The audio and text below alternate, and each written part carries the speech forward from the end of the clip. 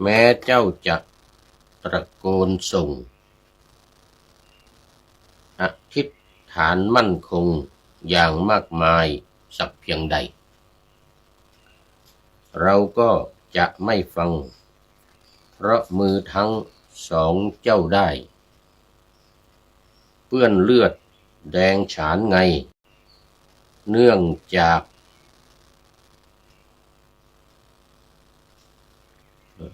ทำการเข็นฆ่าราวีสมเด็จพระสันตะปาเลโกองค์ที่14ประทานดีเป็นของขวัญแลพระพรขอถวายความนอบน้อมแด่พระรัตนตรัยมีพระพุทธเจ้าเป็นต้นขอถวายความเคารพพระมหาเถระพระเถรานุเถระเจ้าคณะพระสังฆาธิการทั่วโลกมีพระเดชพระคุณพระธรรมเสนาบดีเจ้าคณะภาค7วัดพระธาตุดอยสุเทพเป็นต้นและความอวยพรแด่ท่านผู้ฟังท่านผู้ชมสาธุชนพุทธบริษัททั้งหลายวันนี้รายการพระไตรปิฎกลอยฟ้าก็ลอยมาจากวัดพระธาตุดอยสุเทพผ่านเฟซบุ๊กไลฟ์สวัยเทพบุญเหมือนเดิม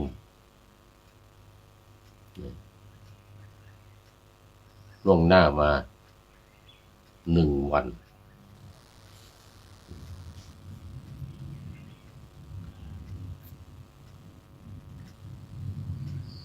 วันนี้ก็ขออนุโมทนาเจ้าภาพถวายภัตตาหารเพลและน้ำปานะแด่พระภิกษุและสามเณรผู้เข้าอบรมการฝึกหัดท่องสวดปาติโมกข์และสัมมนาพระธรรมและวินัยของคณะสงฆ์ภาค7รุ่นที่1/2569ตอนนี้ขอต้อนรับ FC ตัวจริงท่านสุริยันคำปาวันนี้เข้ามาแต่หัวรุ่งไก่ยังไม่ทันหูสุริโยไม่จับขอบฟ้าปะหน้าธรรมาสยังไม่เสร็จ เข้ามาแล้วนี่คือ FC ตัวจริงของเราจากวัดพระธาตุดอยสุเทพไม่รู้ว่าจะมีข่าวอะไรประชาสัมพันธ์เพิ่มเติมเนาะบอกมาได้เลย ตอนนี้กำลังประชาสัมพันธ์เรื่องเจ้าภาพถวายภัตตาหารเพล 3,000 บาทน้ำปานะ 1,000 ในโครงการพระภิกษุปาติโมกข์ณวัดพระธาตุดอยสุเทพ2 เดือนตั้งแต่วันที่24 กุมภาพันธ์ไปจนถึง24 เมษายนสำหรับวันนี้ก็มีวันนี้วันที่2 เมษายนพระมหาสัตวัตรคัมภีรธรรมโมปริยนธรรม7 ประโยควัดปันเสาอำเภอเมืองจังหวัดเชียงใหม่ซึ่งเป็นวัดที่ฟื้นฟูขึ้นมาใหม่ให้เป็นวัดที่มีพระ จำพรรษาแต่ก่อนนั้นเป็นวัดร้างเป็นวัดร้างพระเดชพระคุณหลวงพ่อพระธรรมเสนาบดีเจ้าอาวาสวัดพระธาตุดอยสุเทพเรานี่แหละเจ้าคณะภาค7เป็นผู้ไปฟื้นฟูบูรณะปฏิสังขรณ์แล้วก็ขออนุญาตให้เป็นวัดที่มีพระจำพรรษาเพิ่มเติมเข้ามาในอำเภอเมืองเชียงใหม่ตอนนี้135วัดในอำเภอเมืองเชียงใหม่นี่นะ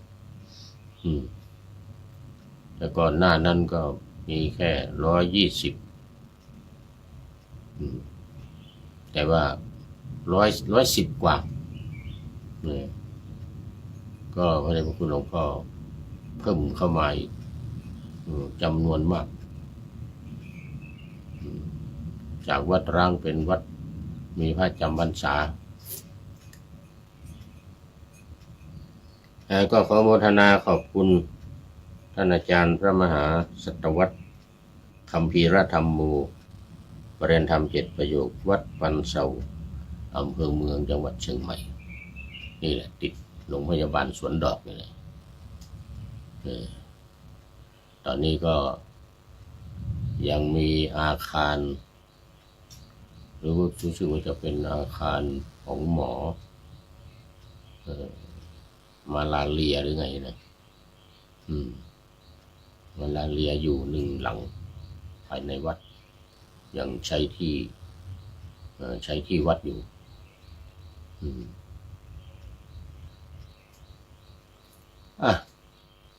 สำหรับท่านที่จะเป็นเจ้าภาพมีความประสงค์จะเป็นเจ้าภาพเพิ่มเติมร่วมกับเจ้าภาพที่มีอยู่ในจำนวนที่เหลืออยู่เนี่ยอีก24 วันขอให้ติดต่อมาที่อาจารย์พระมหาสกุลวิโรจนกิติประเรียนธรรม9ประโยคเลขานุการเจ้าคณะภาค7ประธานโครงการอบรมฝึกหัดพระภิกษุปาติโมกข์หมายเลขโทรศัพท์0918599053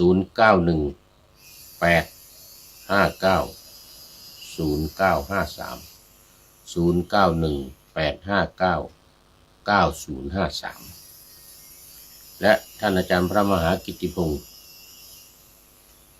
ปริยธรรม9ประโยคเหมือนกันจากวัดพระธาตุศรีจอมทอง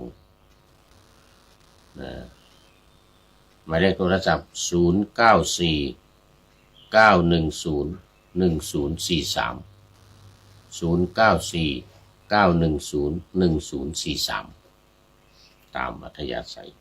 หรือไม่สามารถที่จะมาประเคนด้วยมือได้ก็โอนเข้าที่ธนาคารกสิกรไทยนามวัดพระธาตุดอยสุเทพหมายเลขบัญชี211-280-6698 211-280-6698ตามอัธยาศัย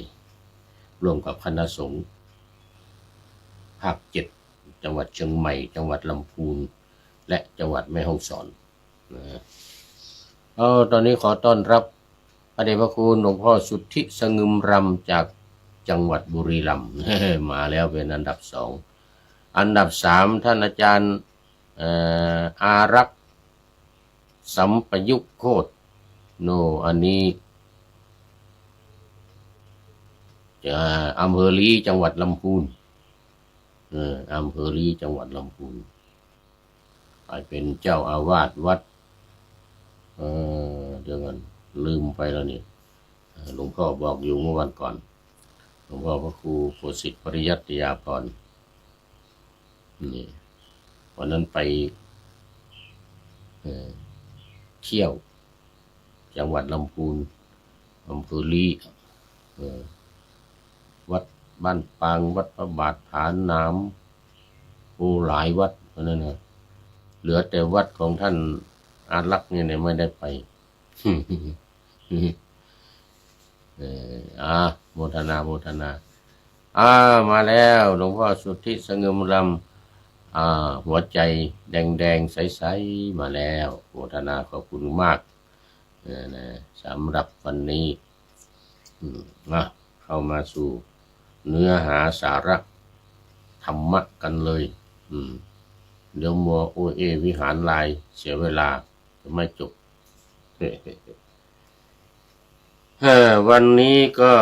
ยังอยู่ในพระไตรปิฎกเล่มที่20มาอังคุตรนิกายเหมือนเดิมซึ่งอังคุตรนิกายนี้มีมี4 เล่ม5 เล่ม20 ถึง 24 20 21 22 23 24 5 เล่มกำลังเล่มที่20ใกล้จะจบแล้วหลายสูตรละแต่บางสูตรก็ยาวนะวันนี้สูตรที่7สังคตลักขณสูตรพระไตรปิฎกเล่มที่21หน้าที่92หน้าที่92ว่าด้วยลักษณะที่ถูกปัจจัยปรุงแต่งนี่นะปัจจัยปรุงแต่งก็เป็นธรรมนิยามนะคนจริงเป็นธรรมชาติที่เที่ยงแท้แน่นอนนะที่มีปัจจัยปรุงแต่งนี่นะแล้วก็มันจะคู่กันกับลักษณะของสังคตะลักษณะที่สังคตะลักษณะที่ไม่มีปัจจัยปรุงแต่งนี่สำคัญมากในทางพระพุทธศาสนาที่พระพุทธเจ้าตรัสรู้ก็นี่แหละเพื่อจะเข้าสู่อสังคตธรรมเพราะนั้นธรรมมี2 อย่าง1สังคตะ2อสังคตะสังคตะนี่แปลว่าการปรุงแต่งนะสังขารเองของเราเนี่ยนะที่เราว่าสังขารเนี่ยนะคือการปรุงแต่งถ้าอสังคตะก็ไม่ปรุงแต่งสังขารที่ไม่สามารถที่จะปรุงแต่งได้เป็นยังไงเราจะมาดูกันในวันนี้ทั้งสองสูตรที่7กับสูตรที่8ข้อที่47หน้าที่92นี่นะภิกษุทั้งหลายสังคตลักษณะแห่งสังคตธรรมหรือลักษณะที่ถูกปัจจัยปรุงแต่งแห่งธรรมที่ถูกปัจจัยปรุงแต่งนี่นะ3 ประการอันนี้มาดูว่าสิ่งที่ปัจจัยปรุงแต่งหรือปัจจัยไม่ปรุงแต่งเนี่ย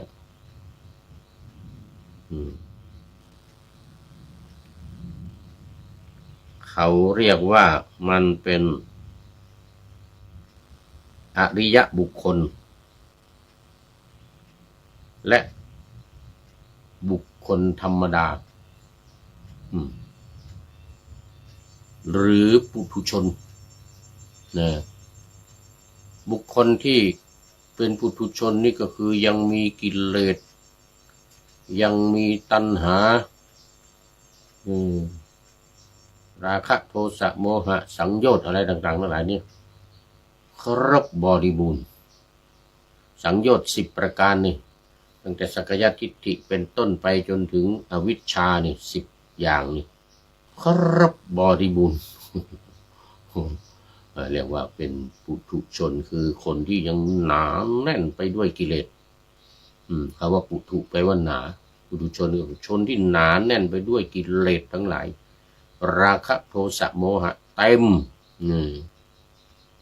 สังโยชน์ทั้ง10 ประการเต็ม ที่เรียกว่าปุถุชนแล้วก็สองอริยชนหรืออริยบุคคลอริยบุคคลก็คือบุคคลที่มีกิเลสน้อยหรือไม่มีเลยได้แก่ผู้ที่บรรลุธรรมตั้งแต่โสดาบันขึ้นไป วันนี้ต้องขอไปโอ้หลวงพ่อท่านอารักษ์มันยังไม่ได้พักผ่อนยังไม่ได้นอนความจริงว่าจะพักผ่อนนอนอยู่เหมือนกันแต่เข้าไปนอนแล้วปรากฏว่ามันมีเรื่องสงครามบ้างเรื่องอะไรบ้างยิงกันปุ้งปุ้งปังปังอะไรเนี่ยนะมันก็เลยไม่หลับนี่มาปะหน้าธรรมะนี่ปะหน้าธรรมะวันนี้เป็นข้อคิดท้ายรายการเดียวจะได้มาพูดคุยกันในท้ายรายการเป็นเรื่องที่เกิดขึ้นในโลกปัจจุบันที่ตะวันออกกลางแต่ว่ามันกระทบไปทั่วโลกเรื่องน้ำมันแล้วก็ของข้าวของอะไรก็แพงตามน้ำมันขึ้นไปหมดนี่ในเมืองไทยก็เดือดร้อนกันถือโอกาสน้ำมันตอนที่ยังไม่ได้ขึ้นราคายังตรึงราคาอยู่นั่นก็ตุนกันไว้รถรอคิวกันเป็นแถวไม่ขายน้ำมัน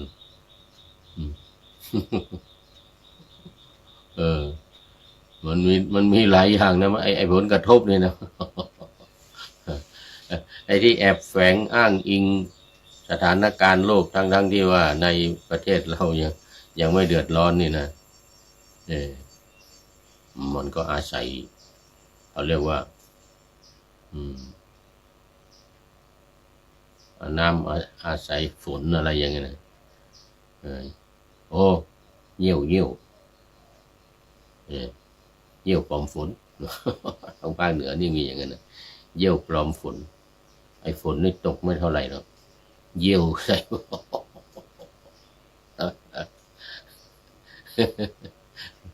เยี่ยวปลอมฝนปนไปกับฝนนั่นนะฝนตกนิดเดียวเองไม่มากเยี่ยวใส่เป็นจำนวนมาก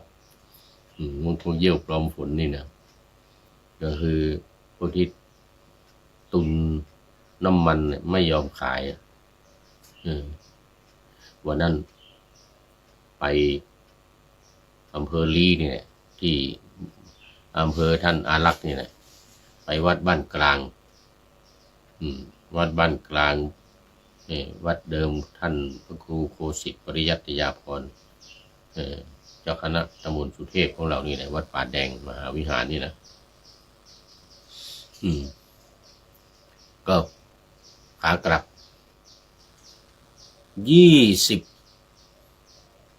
20ปั๊มน้ำมันนะ19ปั๊มน้ำมันไม่มีไปหมดไม่มีน้ำมันมีอยู่ที่หนึ่งเขาเรียงคิวกันไอ้เราก็ต่อคิวรถประมาณ20 คันนะอย่างน้อย15 คันนะที่เราต่อคิวเข้าไปนะคันมาถึงคันที่เราไปถึงเนี่ยหมดพอดีว่าน้ำมันหมด โอ้แสบมากเลยคันอื่นๆยังไม่หมดคันข้างหน้าเราเนี่ยยังใส่เสร็จแล้วไปทางโน้นยกมือมาแล้วทางเจ้าของปั๊มเนี่ยยกมือมาแล้วพอเหมือนกันนะทางนี้ก็บอกว่าหมดน้ำมันหมดคนเติมน้ำมันลูกน้องเราก็ต้องทำตามเจ้านายนะก็ไม่รู้จะว่ายังไงหมดมีอยู่ที่หนึ่งที่ลำพูนบ้านห้องที่บ้านห้องนะ แล้วก็อุตส่าห์ไปเข้าแถวกับเขาเนี่ยมาได้ปั๊มสุดท้ายปั๊มที่20นับดูมานะนับมาตั้งแต่ต้นนู้นมานะปั๊มที่20นะเนี่ยแม่เหี่ยเนี่ยที่อำเภอเมืองเชียงใหม่แล้วเนี่ยปั๊มที่แม่เหี่ยนี่ได้ฮะ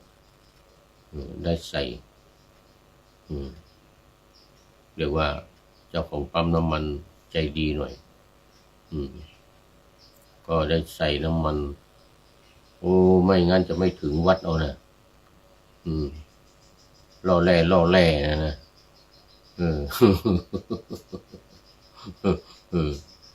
เนี่ยเรียกว่าเงี้ยวผอมฝนนี่นะ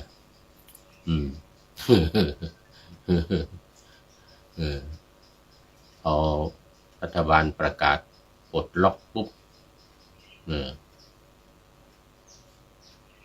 ขึ้นราคามา6 บาทจาก2 บาทนี่นะจากราคา2 บาทเป็น6 บาทเนี่ยเปิดขายแล้วน้ำมันมีแล้วเมื่อวันก่อนจั่วหัวรายการไปวันหนึ่งละไปครั้งหนึ่งละน้ำมันไม่ขาดแคลนเรื่องน้ำมันไม่ขาดแคลนคือพอปลดล็อกปุ๊บรัฐบาลประกาศปลดล็อกปุ๊บเขาก็เปิดขายเลยเป็นน้ำมันเก่าตั้งแต่ก่อนที่เขาตึงราคาเนี่ยก่อนปลดล็อกในวันน่ะก่อนปลดล็อกเนี่ยก็เปิดขายกันสบายเลยจาก2 บาทได้เป็น6 บาทแล้วก็เห็นลงข่าวมาว่าได้กำไรวันเดียวเนี่ย14 ล้านบาท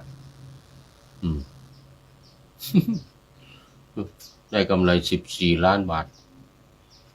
วันเดียวโอ้มหาศาลก็ทั้งประเทศทั้งประเทศรอคิวกันทั้งประเทศไม่ขายไม่ได้ไปกันไหนไม่ได้ไปกันไปไหนก็ไม่ได้ไปกันคนที่มาวัดพระธาตุดอยสุเทพนี่ก็ลดจำนวนลงเป็นอย่างมากมายลดจำนวนลงมีน้อยมาสดแซ่ดไม่มีน้ำมันไม่มีน้ำมันใส่รถเขาก็ไม่มาทัวร์ก็แคนเซิลกันหมดนี่เรื่องมันเป็นอย่างนั้นนะเอาว่ากันไปเนี่ยตามปัจจัยปรุงแต่งไม่ปรุงแต่งนี่แหละอันนี้มันเป็นปัจจัยปรุงแต่งมันเป็นเรื่องของปัจจัยปรุงแต่งมีเหตุมีปัจจัยมันก็ต่างจากปัจจัยไม่ปรุงแต่งนะเนี่ยธรรมดาเนี่ยไอ้เรื่องน้ำมันไอ้เรื่องการกักตุนน้ำมันไอ้เรื่องน้ำมันไม่มีนะปัจจัยที่ปรุงแต่งคืออะไรการกักตุนไม่ขายน้ำมันนี่เป็นปัจจัยปรุงแต่งตอนนี้ขอต้อนรับอาจารย์กายนี่กลับมาเชียงใหม่แล้วนี่ยังไม่ได้เจอกันนี่ว่าจะไปเยี่ยมอยู่ที่วัดพระสิงห์นะวันก่อนเจอพระเดชพระคุณหลวงพ่อบอกว่าจะไปเดือนสิงหาหลวงพ่อจะไปเดือนสิงหานะอาจารย์กายจะไปด้วยหรือเปล่าไม่รู้เนี่ยจะกลับไปหรือเปล่าเนี่ยกลับมาถึงแล้วได้ข่าวเห็นตั้งแต่ตั้งแต่ก่อนขึ้นเครื่องที่โน่นแล้วที่อังกฤษแล้วผมก็อวยพรไปให้แล้วนะในเฟซอวยพรไปให้เฟซว่าเดินทางปลอดภัยเนอะไม่รู้อ่านหรือเปล่า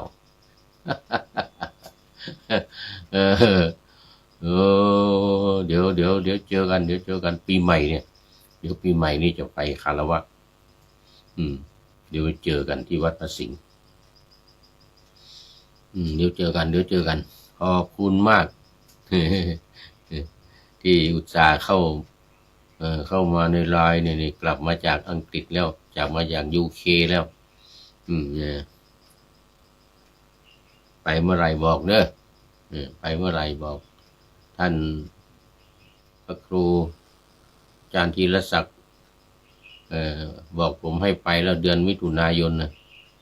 บอกว่าให้ไปร่วมงานเหมือนกันนะจะจัดงานใหญ่เหมือนกันนะเห็นว่าจะฉลอง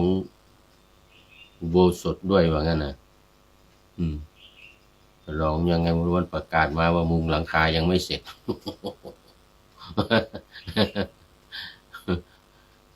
หลวงพ่อว่ายังไม่เสร็จว่างั้นหลวงพ่อว่ายังไม่เสร็จ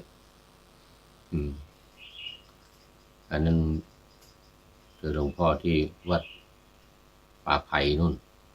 ที่ดอยสะเก็ดไปปิดศพหลวงพ่อพระครูพุทธิธรรมลักษณ์ไปนั่งคุยกันกับหลวงพ่อไปฉันเพลอยู่ด้วยกันที่วัดป่าไผ่วันนั้นเดี๋ยวเนี่ยไปคารวะปีใหม่วัดพระสิงห์เดี๋ยวไปเจอกันเอาละขอบคุณมากมาว่าเรื่องปัจจัยปรุงแต่งต่อสังคตธรรม มัวไปพูดเรื่องปัจจัยน้ำมัน น้ำมันขาดแคลนคุยกับแฟนก็ต้องดับไฟเหมือนกันนะเห็นเพลงมันว่านะภิกษุทั้งหลาย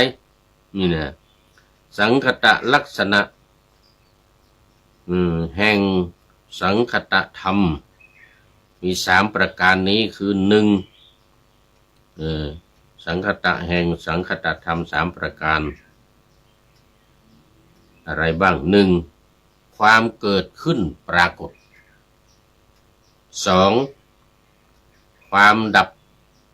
สลายปรากฏ3เมื่อตั้งอยู่ความแปรปรากฏนี่3อย่างมาในธรรมนิยามนะ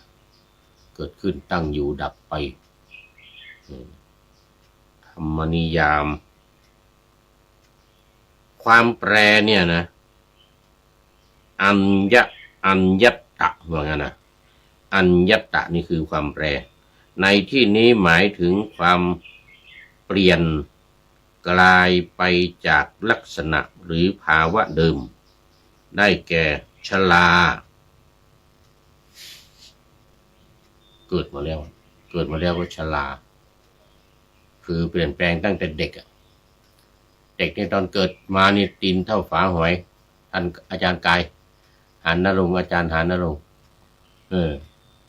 ตีนเท่าฝาหอย4-5 วันไม่ถึงเดือนใหญ่ขึ้นมาแล้วตีนใหญ่ขึ้นมาแล้วตอนแรกตีนเท่าฝาหอยนี่โตขึ้นอันนี้คือการแปรการเปลี่ยนแปลงการแปร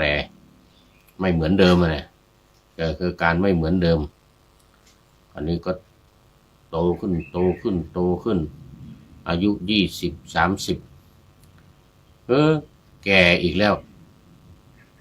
30-40-50มานี่แก่เท่าชะแลแก่ชรายแล้วแปรผันจากเกิดมาตัวเล็กๆนี่โตขึ้นแล้วก็แก่ไปแล้วชราพราบเข้ามาเหมือนนักประพันธ์เขาเขียนไว้โอ้ดอกบัวแดงต้องแสงยามเช้าบานแย้มยั่วเย้าให้เขาเฝ้าชมเหมือนนะแสงแดดแผดส่องบัวทองต้องตรุมเกสรกรีบกลุ่มเกรียมแห้งโรยราคนเราถือเอากำเนิดเป็นคนมาเกิดวัยแรกงามตาล่วงการนานเข้าวัยเท่าชราผมเผ่าแข้งขาเนื้อหนังแปรผันเนื้อหนังแปรผันดอกบัวเช้าสายกลับกลายฉันใดหนุ่มแก่คราไหนกลับกลายฉันนั้นตั้งจิตคิดตรองทั้ง2เหมือนกันทุกค่ำคืนวันมันคิดถ ถิดเอ่ยนี่นี่คือการเปลี่ยนแปลงการแปรไป ดอกบัวนี่เกิดมาออกมาตอนเช้าถูกถูกถูกแสงแดดก็บานสะพรั่งตอนบ่ายมาเหี่ยวแล้วเหี่ยวแห้งโดยเฉพาะดอกบัวแดงนะเมื่อกี้เขาบอกว่าดอกบัวแดงก็คือบ้านเราเรียกว่าดอกป้านนะดอกป้านที่มันเป็นสี่เหลี่ยมมันเป็นสี่เหลี่ยมขนาดเนี้ยขึ้นมาอย่างเงี้ยพอมันสายมาหน่อยแล้วไม่ต้องตอนบ่ายสายมาหน่อยไอ้กรีบข้างๆสี่ข้างนี่มันก็แบะลงมาแล้วเหี่ยวแห้งกลับกลายฉันไหนหนุ่มแก่คราไหนกลับกลายฉันนั้นคุณหนุ่มหรือคุณแก่ก็มีความเปลี่ยนแปลงเปลี่ยนไปนะทุกเวลาตลอดเวลาหูตาฝ้าฟางจากที่ใสเนี่ยอย่างตอนนี้ผู้พูดเนี่ยกำลังหยอดยาอยู่ทุกวันเนี่ยไอ้แค่น้ำตาเทียมก็วันละ4 ครั้งเช้ากลางวันเย็นกลางคืนก่อนนอนแล้วก็มียาหยอดข้างนี้เช้ากับเย็นตอนเช้าพอหยอดน้ำตาเทียมเรียบร้อย5 นาทีจางกาย5 นาทีเนี่ยนะต้องหยอดยาเข้าไปทันทีหลังจาก5 นาทีตอนเย็นก็เหมือนกันหยอดน้ำตาเทียมเรียบร้อยเตรียมยาไว้เลยดูเวลา5 นาทีหยอดยาเข้าไปเนื่องจากว่าหมอพบมันมีจุดดำแดงว่างั้นน่าจะเป็นเหมือนกับเลือดเหมือนกับอะไรจะเป็นก้อนอยู่นี่นะสงสัยมันจะเป็นต้อหินเพราะฉะนั้นต้องละลายต้องหยอดยาเข้าไปไอ้ตาตรงข้างเนี่ยมันต้องใส่น้ำตาเทียมไว้ตลอดน้ำตามันดูจะแห้งหรือไงก็ไม่รู้นะหมอก็ให้ใส่น้ำตาเทียมวันละ4 ครั้งแล้วก็หยอดยาเข้าไปละลายก้อนเลือดหรือก้อนอะไรแดงๆที่ว่าอยู่ข้างในนะดำๆนะให้มันละลายไปเดี๋ยววันที่10เนี่ยนี่วันที่10นี่จะไปหาหมอนัดละ3 เดือนมาแล้วหยอดยามา3 เดือนแล้วถ้าเป็นภาษาบ้านเราก็แบบว่าอะไรเขาเรียกว่านอนหยอดข้าวต้มอาจารย์กายนอนหยอดข้าวต้มโอ้นี่ขอต้อนรับนิพนธ์โอ้เป็นพระอีกแล้วเป็นพระโอ้สาธุตอนเช้าก็มาคนหนึ่งเป็นFC ใหม่นิพนธ์ธีรพัทโทนี่เป็นพระนิพนธ์ธีรพัทโทโอ้โมทนาขอบคุณมากไม่รู้มาจากไหนเดี๋ยวจะต้องเข้ามาดูโปรไฟล์ก่อนเดี๋ยวดูโปรไฟล์ได้ไม่ยากนิพนธ์ธีรพัทโทโหขอบคุณมากตามอาจารย์กายมาเลยตามอาจารย์กายเข้ามาโหนี่เยอะแล้วนี่วันนี้ก็มาเยอะแล้วผ่านไปแล้วไม่รู้เท่าไหร่ละไม่เป็นไรเดี๋ยวให้จบ2 สูตรนี้ให้จบ เดี๋ยว2 สูตรนี้จะไม่จบสังคตะธรรมกับอสังคตะธรรมสังคตะสูตรกับอสังคตะสูตรนี่ก็1ความเกิดขึ้นปรากฏเนี่ยทุกสิ่งทุกอย่างในอย่างที่ปัจจัยทั้งหลายเนี่ยที่มันเรียกว่าเป็นสังคตะเนี่ยที่มันมีปัจจัยปรุงแต่งนี่นะมันจะเกิดขึ้นทั้งนั้นมาเริ่มต้นเกิดขึ้นนาฬิกาก็เริ่มเลยว่าจาก6ตื่นมาสมมติเราตื่นมา6 นาฬิกาเนี่ยนะ มันก็จะไปแล้ว7 นาฬิกา8 นาฬิกา9 นาฬิกาไปเรื่อยๆเปลี่ยนแปลงไปเรื่อยๆมันเกิดขึ้นแล้วมันเปลี่ยนแปลงไปพระอาทิตย์ขึ้นแล้วทิศตะวันออกเดี๋ยวทิศตะวันออกทางไหนโอ้นี่ทิศขึ้นตะวันออกก็ขึ้นไปเดี๋ยวก็ไปตอนกลางวันเดี๋ยวตอนเย็นตกอีกแล้วเนี่ยเกิดขึ้นระหว่างตั้งข้อที่2ดับไปว่างั้นนะข้อที่2ความดับสลายปรากฏระหว่างเมื่อตั้งอยู่ความแปรปรากฏภิกษุทั้งหลายสังคตะแห่งสังคตะลักษณะแห่งสังคตะธรรม3ประการอย่างนี้แลว่างั้นนะนี่เรื่องมันขณะที่ตั้งอยู่เนี่ยนะมันก็จะแปรปรวนเปลี่ยนแปลงไปเรื่อยเนาะไม่อยู่คงที่เข้าลักษณะไตรลักษณ์คืออนิจจังข้อแรกข้อที่1มันมีความเปลี่ยนแปลงเป็นธรรมดานะมันไม่คงทนไม่อยู่กับที่ย่อมมีการเปลี่ยนแปลงตาหูจมูกลิ้นกายของเราเนี่ยมันเปลี่ยนแปลงไปเรื่อยๆแล้วแต่ก่อนตานี่นะมองไปไกลได้สบายโตขึ้นมองไม่เห็นนี่ครับมันไกลสายตาสั้นต้องไปตัดแว่นใส่จนทุกวันเนี่ยตัดแว่นใส่วันนั้นสุดท้ายไปที่วัดดอยสะพานยูแม่ค้ามาแล้ว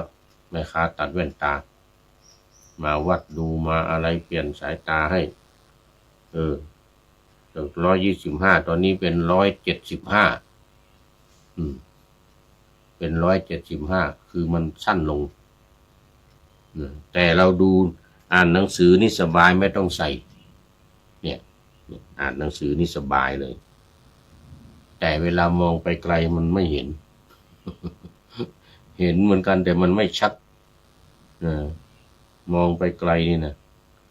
ไม่รู้ว่ามันเป็นใครหน้าตานี่มันจำไม่ได้นะ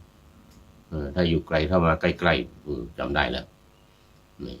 มันเป็นอย่างนี้มันเปลี่ยนแปลงไปเรื่อยๆเดี๋ยวไม่รู้ว่ามันจะขยายไปอีกเท่าไหร่จะสั้นลงมาอีกเท่าไหร่เดี๋ยวแม่ค้าแว่นตาจะมาอีกละวันนั้นดอยสะพานยูก็หมดเงินไปละเปลี่ยนเลนแว่นตา แล้วก็ใส่อะไรก็ไม่รู้ว่า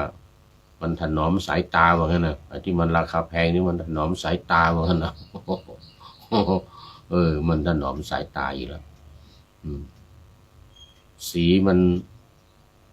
ดูจะเปลี่ยนไปหน่อยบ้างนะเวลาอยู่ในร่มถ้าออกนอกมันจะเป็นสีชาสีอะไรเปลี่ยนไปนิดนึงไม่มากแต่พอเข้ามาในร่มนี่มันก็จะเป็น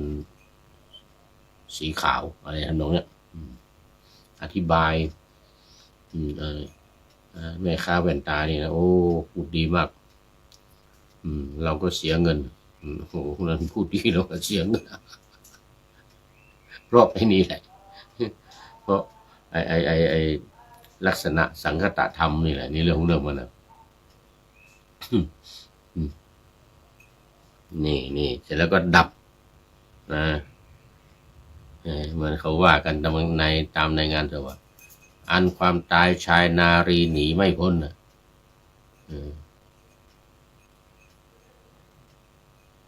ทั้งรวยทั้งจนก็ต้องตายกลายเป็นผีอะไรทำนองเนี้ยนะ คือมันเกิดขึ้นแล้วมันก็ดับไม่ตั้งอยู่เสมอไปไม่ตั้งอยู่ตลอดไปในเรื่องมันทั้ง3อย่างแล้วก็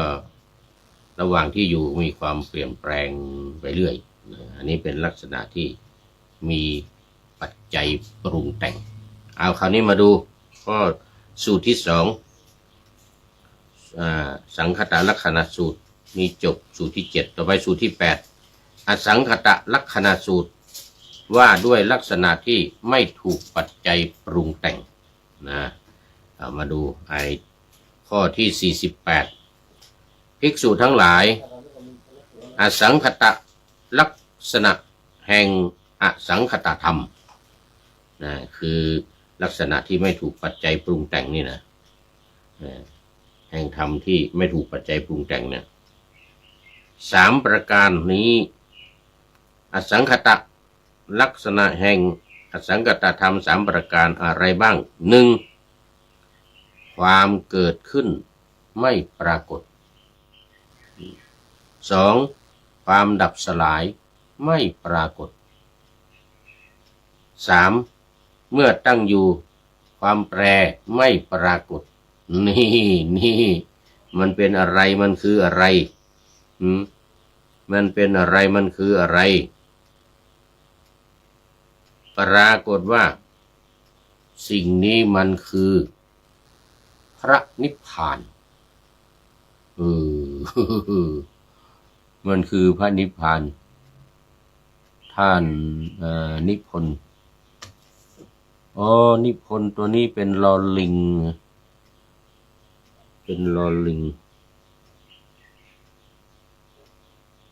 ไม่ใช่นอนหนูนี่ปกตินิพนธ์นี่มันจะเป็นนอนหนูแต่นี้นิพละนิพนธ์ลอลิงเมื่อกี้ดูผิดไปนึกว่านิพนธ์ที่เป็นนอนหนูนิพนธ์แปลว่าการเขียนการแต่งการประพันธ์อะไรเนี่ยมีทอถุงการันด้วยแต่อันนี้ก็ลืมดูไปนี่เป็นพละพละนิพนธ์นี่ก็มีพละออกแล้วมีพละออกแล้วนะเป็นนิพนธ์ธีรพัทโทนะ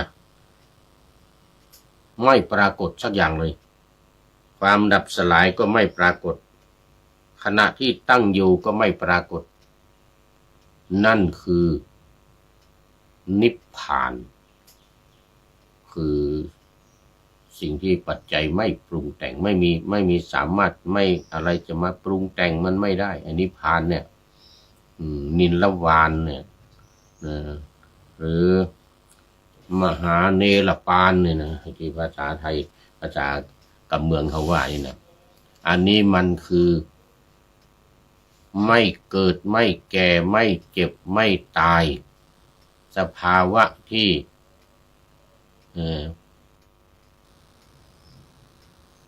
ดับ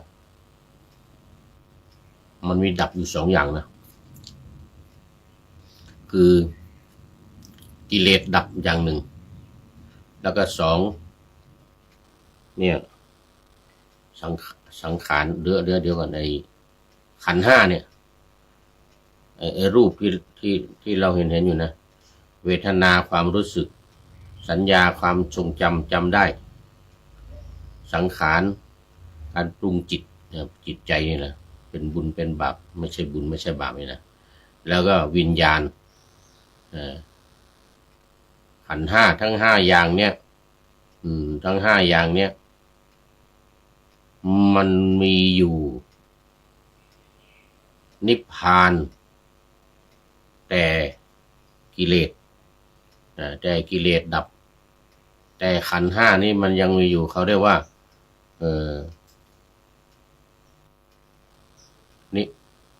นิพพานที่มีขันธ์ยังเหลืออยู่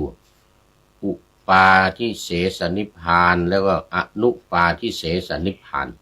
นิพพานนี้จะมี2อย่างอย่างนี้นะแต่ไอสิ่งที่มันไม่พอถึงนิพพานแล้วสิ่งที่มันไม่ปรากฏก็คือว่ามันจะไม่เกิดอีกเมื่อมันไม่เกิดก็จะไม่แก่เมื่อไม่แก่ก็ไม่ตายไม่มีความดับอันนั้นเป็นลักษณะของนิพพานที่ว่านิพพานังปรมังสุขังพระนิพพานเป็นสุขอย่างยิ่งอันนี้เป็นลักษณะของนิพพานนะที่แม้ขนาดว่าเป็นอุปาทิเสสนิพพานเนี่ย สิ่งที่จะไม่ปรากฏสิ่งที่จะไม่เกิดจะไม่ดับสลายไม่ตั้งอยู่นี่ก็คือเรื่องของจิตเรื่องของจิตของใจที่ปราศจากกิเลสจะไม่มีการเปลี่ยนแปลงแล้วมีความโลภความโกรธความหลงหมดไปแล้วเนี่ยจะกลับมามีความโลภอีกมีความโกรธอีกหรือมีความลุ่มหลงมัวเมาอีก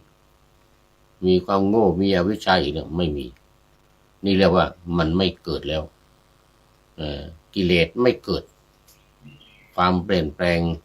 ในเรื่องของกิเลสมันไม่เกิดแล้วมันเหลือแต่ไอ้สังขารเนี่ยมันยังเป็นไปอยู่มันจะปรินิพพานคือมันยังไม่ดับมันยังจะปรินิพพานอยู่แต่ในเรื่องของจิตใจในเรื่องของกิเลสที่หมดไปแล้วเนี่ยจะไม่มีแล้วจะไม่มีคืนมาอีกหรือแม้แต่ยังไม่ถึงอรหันต์นะยังไม่ถึงนิพพานก็ตามอย่างเป็นแค่โสดาบันอย่างเงี้ยเป็นแค่โสดาบันอย่างเงี้ยไอ้จิตที่ศีลที่บริสุทธิ์แล้วเนี่ยจะไม่ด่างดำไม่ด่างพร้อยไม่เสียหายอีกโดยเฉพาะศีลห้าของพระโสดาบันนี่นะพระโสดาบันนี่ศีลห้านี่จะไม่ด่างไม่พร้อยอีกไม่กลับมาไม่เปลี่ยนแปลงอีกไม่ฆ่าสัตว์แล้วพระโสดาบันจะฆ่าสัตว์อีกไม่มีอันนี้เขาเรียกว่ามันไม่เกิดแล้วไม่เกิดแล้วมันก็ไม่แก่ละตายก็ไม่มีเกิดแก่ตายก็ไม่มีเพราะมันไม่เกิดแล้วศีลห้าข้อที่สองไอ้ที่ว่าไม่ถือเอาไม่ขโมยไม่สิ่งของคนอื่นนี่นะพระโสดาบันจะกลับมาไปขโมยสิ่งของคนอื่นอีกนะไม่มีเด็ดขาดไม่มีนี่เรียกว่ามันไม่ปรากฏแล้วไม่ปรากฏความแก่ไม่ปรากฏความเจ็บไม่ปรากฏความตายไม่ปรากฏสิ่งที่เกิดดับไปแล้วก็จะคงทนไม่กลับมาอีกไม่มีเกิดขึ้นอีกนะยิ่งพระอนาคามีอะไรเงี้ยความโลภหรือโลภะราคะกับโทสะความโกรธเนี่ยไม่มีแล้วหมดถ้าพระอนาคามีเนี่ยโกรธอีกเนี่ยไม่ใช่แล้วไม่ใช่อนาคามีแล้วพระอนาคามียังมีราคะมีความใคร่อยู่นี่ไม่ใช่แล้วจะไม่กลับมาอีกเด็ดขาดจะไม่มีอีกเด็ดขาดไม่เกิดนี่เพราะกามราคะและปฏิฆะนี่หมดไปแล้วก็คือสองอย่างความราคะกับโทสะในบรรดากิเลสตัวใหญ่ที่บรรเบาบางลงแล้วหลังจากที่เป็นพระสกทาคามีนะมันเบาบางลงมีอยู่ทั้งสามอย่างนะแต่มันเบาบางพอเป็นพระอนาคามีจะไม่กลับมาอีกเลยราคะนี้จะไม่กลับมาอีกโทสะจะไม่มีอีกโดยเด็ดขาดนี่เรียกว่ามันไม่ปรากฏสุดท้ายเป็นอรหันต์เป็นพระอรหันต์นี่รูปราคะอรูปราคะมานะอุทธัจจะและอวิชชาและอุทธัมภาคิยสังโยชน์ในเบื้องบนเนี่ยนะจะไม่ปรากฏอีกโดยเด็ดขาดจะไม่ปรากฏอีกโดยเด็ดขาดโดยเฉพาะอวิชชาอย่างที่ว่าเนี่ยนะเมื่ออวิชชาไม่มีสังขารก็ไม่มีวิญญาณก็ไม่มีนามรูปสลายจรณะผัสสะตัณหาอุปาทานภพชาติไม่มีสักอย่างเลยมันดับไปหมดแล้ว ไม่มีมันมีการปรุงแต่งอีกไม่มีการปรุงแต่งที่เรียกว่าอสังขตะเนี่ยที่เรียกว่าอสังขตะไม่ปรุงแต่งไม่มีปัจจัยอะไรมาปรุงแต่งให้มีอีกคืออวิชชาไม่มีแล้วอย่างเป็นพระอรหันต์เนี่ยอวิชชาไม่มีแล้วต่อไปมันจะไปปรุงแต่งสังขารวิญญาณนามรูปผัสสะลายตนะอายตนะอะไรต่างๆมันไม่มีไม่มีจะไม่เกิดอีกนี่เรียกว่าไม่ปรากฏไม่ปรากฏอีก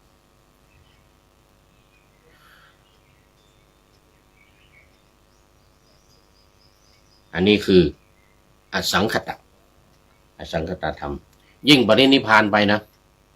ยิ่งปรินิพพานไปนะยิ่งสังขารนี่ดับไปนะหมดไม่มีอะไรเลยเกิดจะเกิดมาเป็นคนอีกก็ไม่เกิดจิตดวงวิญญาณเนี่ยมันไม่กลับมาปฏิสนธิในครรภ์ของมารดาอีกไม่มีมาเกิดอีกเหมือนกับคนที่ไปเคาะพระวังคีสะคนที่ตายไปแล้วไปเคาะหัวรู้แล้วไปเกิดนั่นไปเกิดนี่เกิดนรกนี่ไปเกิดสวรรค์นี่ไปเกิดเทวดาแต่พอไปเคาะกระโหลกพระอรหันต์ไม่รู้ไปเกิดที่ไหน เพราะว่าพระอรหันต์ไม่เกิดแล้วไงไม่ไปนรกไม่ไปสวรรค์ไม่ไปเกิดเป็นสัตว์เดรัจฉานไม่ไปเกิดเป็นมนุษย์มนุษย์อะไรมันไม่มีแล้วท่านวังคีสะพระวังคีสะตอนนั้นเป็นพราหมณ์เนี่ยเที่ยวหากินกับพราหมณ์หลายคนพากันหากินเดินไปถึงสาวัตถี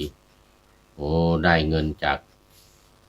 คนที่เขาไปถามว่าพ่อไปเกิดไหนแม่ไปเกิดไหนเนี่ยเอาหัวกะโหลกมาเคาะดูรู้หมดไปถึงวัดเจตวันพระพุทธเจ้าเอากระดูกมาวางไว้ห้าอย่างเลยกระโหลกคนนี้คนไปเกิดเป็นมนุษย์อันนี้คนไปเกิดเป็นในนรกอันนี้คนไปเกิดในสวรรค์อันนี้คนไปเกิดเป็นเปรตเป็นอะไรก็ว่าไปเลยนะถามคุณว่าอันที่ห้ากระโหลกอันที่ห้าเอาวางไว้พระวังคีสะไปเคาะป๊อกไม่รู้ไปเกิดที่ไหนถามพระพุทธองค์ทรงทราบไหมพุทธองค์ทราบเหมือนรู้ว่างั้นลุงรู้ได้ยังไงก็มีมนต์นี่ขอสอนมนต์ให้หน่อยไม่ได้สอนได้แต่ว่าคนที่ไม่บวชเนี่ยสอนไม่ได้ท่านวังคีสะก็เลยต้องบวชเนี่ยบวชเสร็จแล้วพระพุทธเจ้าสอนกรรมฐานนี่32เนี่ยเกสาโลมานะขาตันนี่เนี่ยมนต์พระพุทธเจ้าสอนมนต์พิจารณาสังขารบรรลุเป็นพระอรหันต์ไม่ถามอีกเลยท่านวังคีสะเนี่ยนะตัวเองก็บรรลุพระอรหันต์พระธรรมที่มารอฟังอยู่นะรอให้วังคีสะเรียนมนต์จากพระพุทธเจ้าเนี่ยมาถามเรียนมนต์เสร็จหรือยังบอกเรียนเสร็จแล้วเราบรรลุแล้วเราไม่กลับบ้านแล้วนะพากันไปเถอะบอกพวกพราหมณ์นะบอกพวกพราหมณ์ที่มาด้วยกันนั่นนะไปเถอะเราไม่กลับแล้วไม่ไปแล้วไม่ไปเคาะหัวใครอีกแล้วอย่างนั้นตอนนี้เราบรรลุเป็นพระอรหันต์แล้วนี่แหละมันไม่เกิดอย่างนี้ตรงเรื่องมันนะเมื่อตั้งอยู่ก็ไม่มีการเปลี่ยนแปลงอะไรเมื่อดับสลายก็ความดับมันก็ไม่ปรากฏความเกิดขึ้นก็ไม่ปรากฏเวลาตั้งอยู่เนี่ยความแปรก็ไม่ปรากฏภิกษุทั้งหลายอสังขตะแห่ง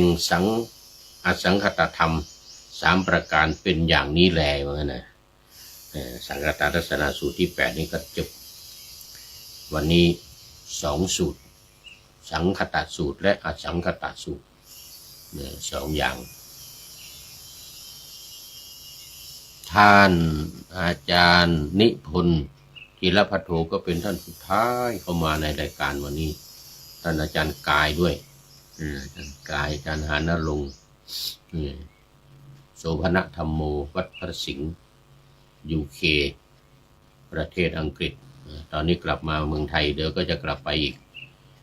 ไปที่ UK อีก วันนี้หลายท่านที่เข้ามาแล้วผ่านไปแล้วก็ขอบคุณมีหลวงพ่อสุทธิสงึมรำเป็นต้นขอบคุณและโมทนาไว้นะทีนี้เป็นอย่างยิ่งเอามาดูข้อคิดท้ายรายการหน่อยวันนี้มีข้อคิดท้ายรายการนี้จากท็อปนิวท็อปนิวให้ข้อมูลมาพระยาเทพก็ประพันธ์เป็นกาบเป็นบทกลอนบอกว่าพระเยซูจะไม่ทรงฟังใครอธิษฐานซึ่งเป็นผู้ก่อการศึกสงครามแต่ว่าทรงปฏิเสธตรัสว่าแม้เจ้าจะตะโกนส่งอธิษฐานมั่นคงอย่างมากมายสักเพียงใดเราก็จะไม่ฟังเพราะมือทั้งสองเจ้าได้เปื้อนเลือดแดงฉานไงทำการเข็นฆ่าราวีว่างั้นนะว่าไปโน่นทางตะวันตกทางสหรัฐผู้ก่อสงครามและอิสราเอลที่พากันก่อสงครามมาไปเข็นฆ่าคามาเนอีผู้นำสูงสุดของอิหร่านพร้อมด้วยเจ้าหน้าที่ระดับสูงอีก48คนทีเดียวเลยไปหย่อนโทมาฮอกวันที่28กุมภาพันธ์ที่ผ่านมานะพวกนี้แม้จะอธิษฐานยังไงก็ไม่ฟังเหมือนกันนะพระเยซูไม่ฟัง สมเด็จซันตาปาปาว่าสมเด็จซันตาปาปาเลโอ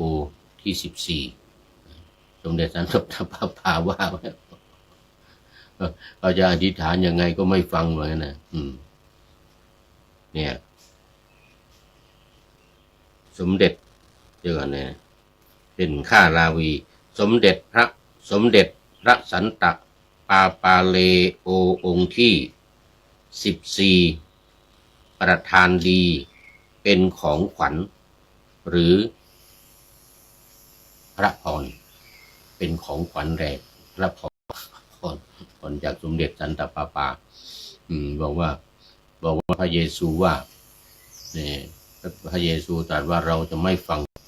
คำอธิษฐานของพวกที่เป็นฆ่าศึกเป็นอะไรเป็นทำสงครามเนี่ยพวกทำสงครามเข็นฆ่าคนอื่นนี่จะตะโกนอธิษฐานยังไงเราก็ไม่ฟังเหมือนกันนะพระเยซูไม่ฟังเอาแล้ววันนี้ขอบคุณท็อปนิวเป็นอย่างมากที่ให้ข้อมูลมาเกี่ยวกับพระเยซูไม่ฟังคำอธิษฐานของพวกทำศึกสงครามวันนี้ก็โมทนาเป็นอย่างยิ่งขอนำพระไตรปิฎกลอยฟ้าไปจากผู้ฟังทั้งหลายในโลกล่าวันต่อไปจะได้จรย้อนกลับมาสู่สถานีใหม่ให้ท่านฟังอย่าลืมเปิดวิทยุหรือเครื่องรับโทรศัพท์โมบายคอมพิวเตอร์ผัง YouTube เฟซเพจไลน์ให้ดังเพื่อชมฟังรายการวันต่อไปขอทุกท่านมีความสุขทุกคืนวันนำธรรมะประกอบการงานทั้งหลายเช่นขยันทำงานทางวาจากายใจขวนขวายกิจการงานนานาบำเพ็ญสาธารณประโยชน์เว้นสิ่งที่มีโทษโหดเยี่ยงสาป ประกอบแต่กรรมดีมีราคา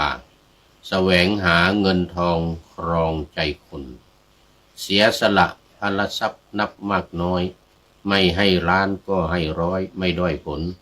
เอื้อคนรวยช่วยคนยากฝากคนจนให้ทุกคนเท่ากันมาตรฐานเดียวขอ